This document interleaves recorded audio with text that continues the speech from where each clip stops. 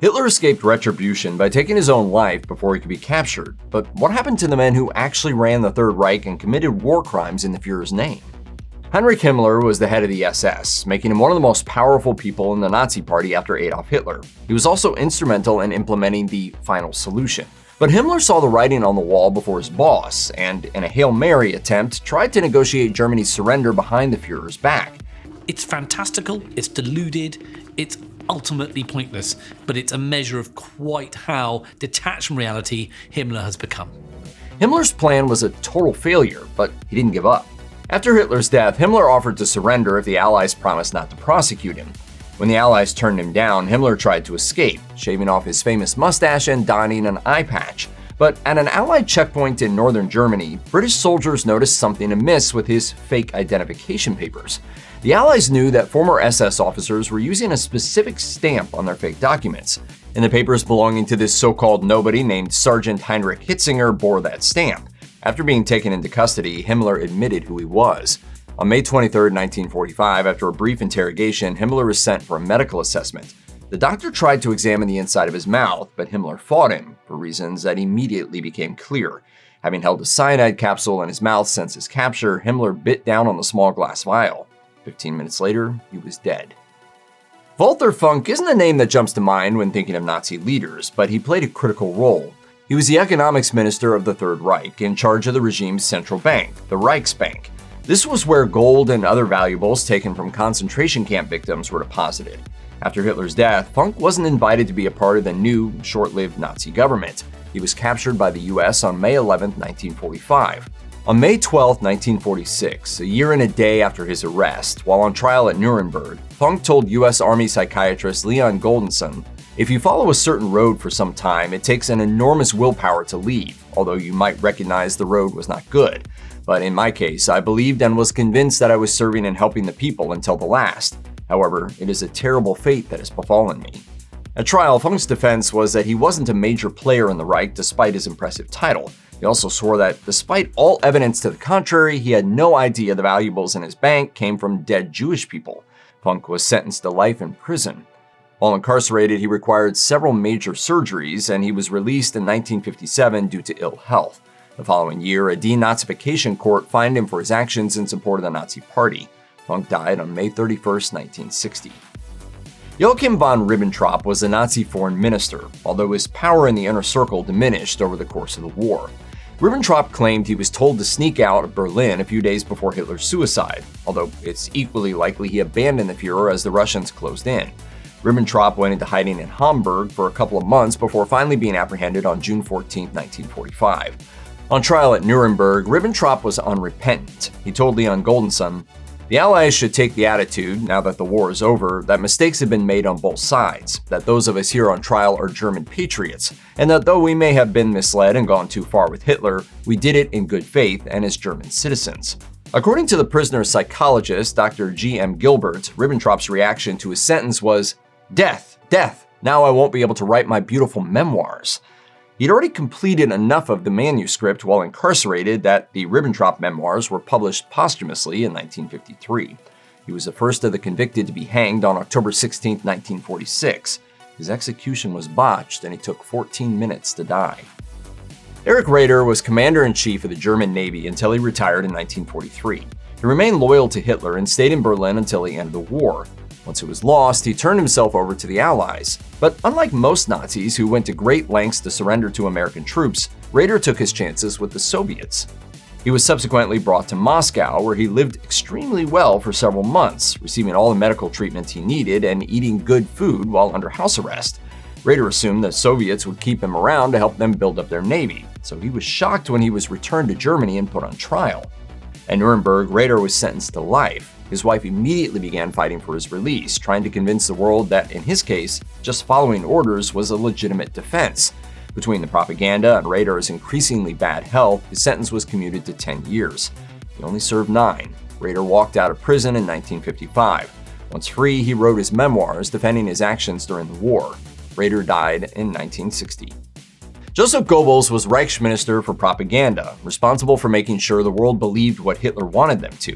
Both extremely powerful and extremely loyal, he was appointed Hitler's successor shortly before the Fuhrer's suicide.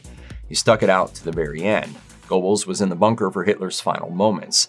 Now in charge, he undertook a few official tasks from the bunker in Berlin. He may have also given a radio address, although there is no record of this other than the memories of people who were sure they heard it. Goebbels and his equally fanatical wife Magda decided not to attempt to flee and risk capture by the Soviets who were with them in the bunker. They expected the Soviets would brainwash their 6 children.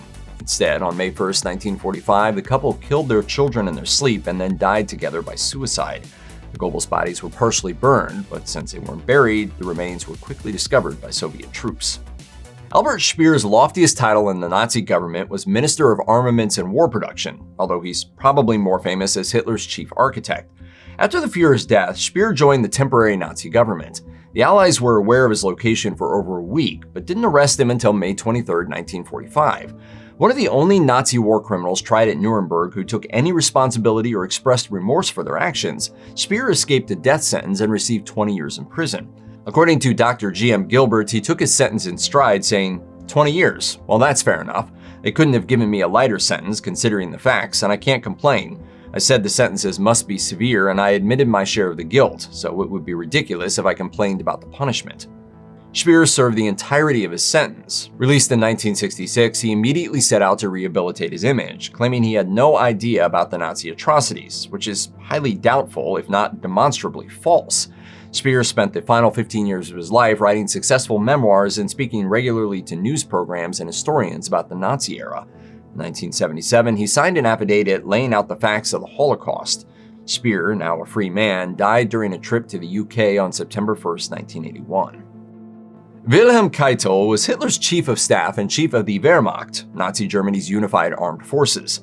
Keitel's loyalty wasn't questionable, and due to his position and proximity to Hitler, he was heavily implicated in the worst Nazi atrocities, personally signing off on many of them. Unfortunately for Keitel, this paper trail meant that his Nuremberg defense that he was just following orders was roundly rejected. He was sentenced to death. On returning to his cell after his sentencing, Keitel turned to Dr. Gilbert and said, "Death, by hanging. That, at least, I thought I would be spared. I don't blame you for standing at a distance from a man sentenced to death by hanging." Keitel's request to be executed by firing squad was denied. He climbed the scaffold on October 16, 1946. But while several of the executions that day were botched, none came close to Keitel's. He hit his head on the trapdoor during the drop, resulting in a bloody injury, and took 24 minutes to die by hanging. Hermann Göring was the supreme commander of the Nazi Air Force, the Luftwaffe, until he fell out of favor after an incident Hitler perceived as a coup attempt. This resulted in Göring being under house arrest at the end of the war, which allowed him to surrender to US troops, avoiding immediate death at the hands of the Germans or Soviets. He is offended when they ask him to allow him to be searched, and he finds that very distressing. While on trial at Nuremberg, Göring tried to seem upbeat and unbothered, at least in front of the guards and other prisoners, but when he was sentenced to death, he was visibly shocked. Still, Göring managed to avoid the hangman's noose. Göring's defense was, "I'm here because we lost the war. If we'd won the war, you would be here." He got a hold of cyanide with the assistance of a US soldier. That soldier was long thought to be Jack Wheelis, until in 2005, Herbert Lee Stivers claimed responsibility. There's no way to know for sure. Göring died by suicide just a few hours before his scheduled execution. Rudolf Hess was Deputy Fuhrer, second in command of the Nazi regime, until he defected in 1941. Hess flew solo to Scotland, got lost, ran out of gas, bailed out of the plane, and parachuted into enemy territory with a crazy story that he was there to negotiate an end to the war. Why and sanctioned by whom remain a mystery to this day, and even if the story were true, the British weren't buying it. Hess was quickly captured and spent the rest of the war in a UK prison. After the war, Hess was shocked to be tried at Nuremberg with those who remained with Hitler until the end. He was sentenced to life in prison for his crimes, but it was controversial. In 1950, Winston Churchill wrote in The Grand Alliance, "Hess had, in my view, atoned by his completely devoted and frantic deed of lunatic benevolence." After 1966, Hess was the only prisoner remaining in Spandau prison. The others were all dead or released. As the decades passed, his continued imprisonment became something of an annoyance to authorities. So when Hess died by suicide in 1987, it raised questions. Spandau's former governor, Lieutenant Colonel Eugene K. Bird, told the Deutsche Presseagentur, "I was suspicious for several reasons. After all, Hess was by then 93 years old and fragile. I doubted he had the strength to kill himself with a cord which was not attached at both ends to anything." Martin Bormann was the head of the Nazi Party Chancellery, which meant he was supposed to be the link between Adolf Hitler and the people. Today, we might call him Hitler's fixer. He doesn't say very much, but suddenly, sort of creepily, spookily, people realize he's actually always there. Bormann was with Hitler in the bunker at the end, but then he disappeared. An eyewitness claimed that Bormann died by suicide while attempting to escape Berlin and that he'd seen the corpse, but there was no body nor any other solid proof of this. Bormann was tried in absentia at Nuremberg and sentenced to death. If he were still alive, his conviction made him one of the most wanted Nazis, and there was reward for information leading to his capture. As a result, there were reported sightings of him around the world, and Nazi hunters continued to look for him for decades. But if he was dead, what happened to his body? Authorities looked for him in Berlin, including a major search in 1965. Finally, in 1972, remains believed to be his were discovered, but it wasn't until 1998 that DNA testing proved it was, in fact, Bormann. This didn't stop at conspiracy theories, though. Many people continue to believe Bormann managed to escape to South America with his fellow Nazis. Yes, his body was found in Berlin, but the conspiracy mongers insisted that, based on analysis of dirt on the remains, Bormann had originally been buried in South America and only moved back to Germany in order to be found.